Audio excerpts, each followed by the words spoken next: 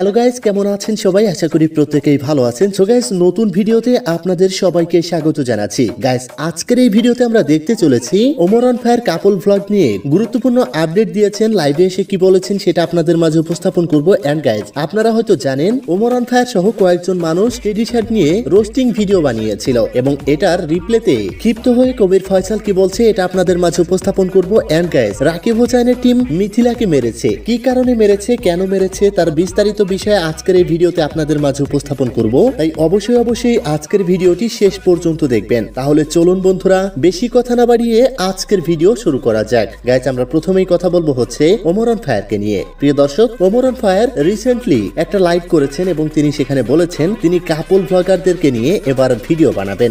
আচ্ছা, আমাদের next main চ্যানেলের ভিডিও কি হবে এটা নিয়ে অনেক দ্বিধাদ্বন্দ্বের মাঝখানে ছিলাম। সব দ্বিধাদ্বন্দ্ব কাটাই আমি ফাইনালি স্ক্রিপ্টিং এ ফিরাইছি। অনেক অপেক্ষা করাইছি, অনেক চিন্তা ভাবনার পর ফাইনালি আই ডিসাইডেড যে কাপল ব্লগ হবে। তো আবারও একটু ঝড় উঠতে পারে, কারণ আমি কিছু করলেই মানুষের কোন জায়গায় জানি চাপ লেগে যায়। তো মানুষের চাপ, আমি চাই এবার একটু চাপের যন্ত্রণায় ভুগুক তারা। তো গাইস, ভিডিওটি দেখার জন্য কারা কারা প্রস্তুত রয়েছেন অবশ্যই কমেন্ট বক্সে লিখে জানাবেন। আমি তো এক্সাইট, কারণ হচ্ছে এটা কাপল ব্লগারদের জন্য একটি দুঃখের সংবাদ হতে চলেছে, কারণ ওমরান ফায়ার রোস্ট করলে সেটা হয়তো কাপল ব্লগারেরা নিতে পারবে না। তো ইমরান ভিপি ভাই, আপনি রেডি তো? তো যাই হোক প্রিয় দর্শক, যেহেতু ওমরান ফায়ারকে নিয়ে কথা হচ্ছে, ওমরান ফায়ার গত কয়েকদিন আগে দুটি ভিডিও বানিয়েছিল টেডি শার্ট নিয়ে। তো টেডি শার্ট নিয়ে যারা রোস্ট করেছিল তাদেরকে জবাবে কবির ফয়সাল কি বলে চলুন দেখে নেওয়া যাক। টেডি শার্ট পরলে ছাত্রী, সেম ড্রেস আপ করলে গ্রামের খালাতো ভাই, একটু চুল কাটা এলোমেলো হলে টোকাই। তা ভাই, তোমাদের মতো এত স্মার্ট হ্যান্ডসাম ছেলে পেলে থাকতে শাহরুখ খান সালমান খান নায়ক হয় কিভাবে? যে দেশে টিকটক করে নিজেকে হিরো দাবি করো, সে দেশে শাহরুখ খান আর সালমান খানকে কিভাবে নায়ক ভাবি?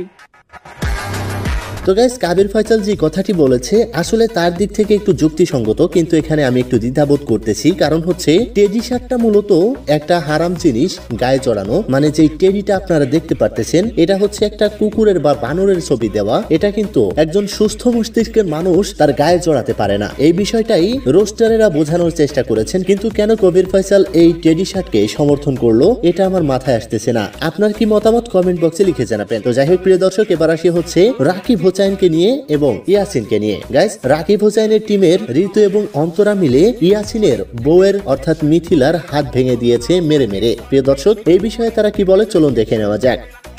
একজন ছিল অপরিচিত, যে পরিচয় দিচ্ছে অন্তরার বান্ধবী বা এলাকার ভিত্তিক যে পাওয়ার থাকে, কোন একটা মামার পাওয়ারে উনি হচ্ছে আমার হাত ধরে, ডান হাতটা ধরে পিছনে নিয়ে গিয়ে মোচড় দেয়। তো অবশ্যই মোচড় দিলে পুরো শরীরটা অবশ হয়ে যায়। সেই মুহূর্তে অন্তরার বড় বোন সুমি মেবি, উনি আমাকে ফোন দিয়ে এখানে একটা আঘাত করে, আর হচ্ছে খামচি দেয়, যার দাগ এখন আমার আছে। আর হচ্ছে ইতি, সানজিদা, পিছন দিক দিয়ে ঋতু আর অন্তর আমাকে লাথি মারে, যেটার ভিডিও প্রুফ আছে আমাদের কাছে। তো গাইস, এদের নাটক হয়তো সোশ্যাল মিডিয়া যতদিন আছে ততদিন চলতেই থাকবে, এটার কোনো শেষ নেই। যেহেতু রাকিব হোসাইনের কথা হচ্ছে, রাকিব হোসাইন বর্তমানে তিনি নাকি বাংলাদেশের নাম্বার 1 ইউটিউবার, তার নাকি ইউটিউবের মালিকের সাথে কথা হয়। গাইস, এসব কথা কেমনে বলে আমি ভাবতেও অবাক হচ্ছে। তাকে নাকি অনুসরণ করতে বলে ইউটিউবের মালিকেরা। গাইস, কি বুঝতে পারলেন? যার ভিডিওগুলি 7 থেকে 8 বছরের উপরে কোনো মানুষ দেখেই না। তো যাই হোক প্রিয় দর্শক, এই মিথিলাকে মারাতে আপনার কি মন্তব্য রয়েছে অবশ্যই কমেন্ট বক্সে লিখে জানাবেন। তাদের নাটকের শেষ কোথায় এটা দেখার জন্য আমিও অপেক্ষায় রয়েছি।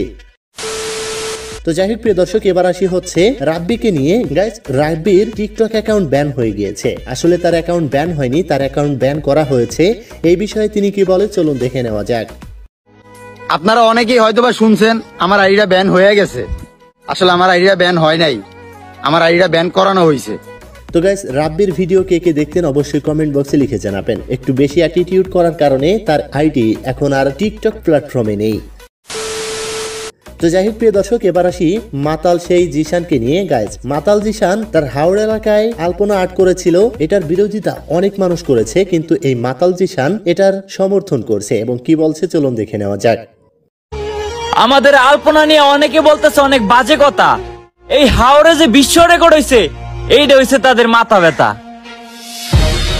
আরে ভাই তুই নাকি একজন শিক্ষিত মানুষ, এই আলপনাতে কতটা ক্ষতি হয়েছে এটা তুই বুঝলি না? গাইস এই বিষয়ে আর কিছু বলার নেই। তো যাই হোক প্রিয় দর্শক, এই ছিল আজকের গুরুত্বপূর্ণ আপডেট। দেখা হচ্ছে পরবর্তী ভিডিওতে। ততক্ষণ আজ সবাই ভালো থাকুন। আর কে কে কাপল ব্লগ দেখার জন্য ওয়েট করছেন অবশ্যই কমেন্ট বক্সে লিখে জানাবেন। দেখা হচ্ছে পরবর্তী ভিডিওতে। ততক্ষণ আজ ভালো থাকুন, সুস্থ থাকুন, খোদা হাফেজ।